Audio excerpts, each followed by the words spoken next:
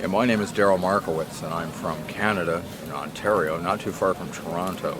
And I was quite excited to get invited here to Poland to take part in this very unusual iron smelting festival. We have teams here from throughout Poland, from Denmark, from Norway, from the United States of America, and me from Canada. And we're all demonstrating different types of ancient iron smelting furnaces. This is a very big part of the history here, where iron was made for at least 2,000 years, and thousands of times iron was made here. This is a very large iron production area back in the Roman age. It's very unusual to find so much archaeology evidence in one place. Of course, a furnace 2,000 years old tends to be pretty much worn away at the ground. How does it actually work?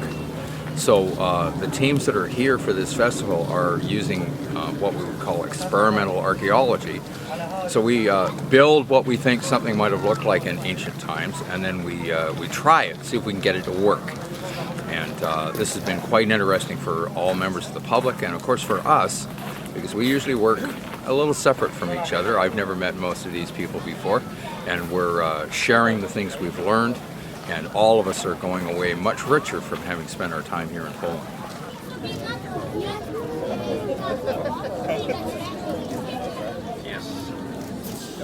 I started as a blacksmith when I was a college student back in the late 1970s, and I've been a professional blacksmith in Canada now since the mid-1980s. Bigger around than the hall. Take some of the bricks away.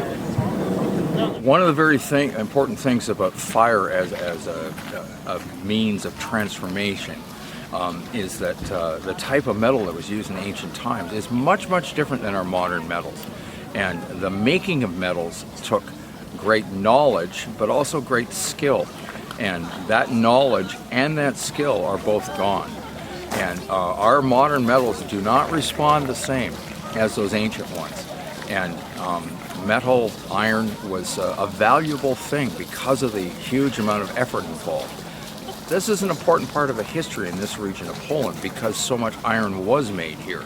And these are not farmers doing this on the weekend. These are highly skilled, specialized craftsmen who are enriching an entire community. And of course the blacksmith, the iron maker, has to be supported by all the other people around. There's a lot of people to bring the clay and to make the charcoal, and all those people have to be fed. So it becomes an important part of a larger community effort. And I'm very interested in how people in the past made things and how they related to each other too in a bigger community.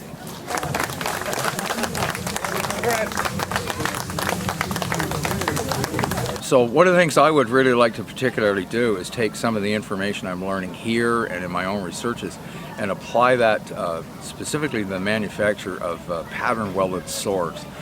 These were objects that were very expensive, very high status, as we say, 1,000 years ago, and the type of metal used on them is quite unusual.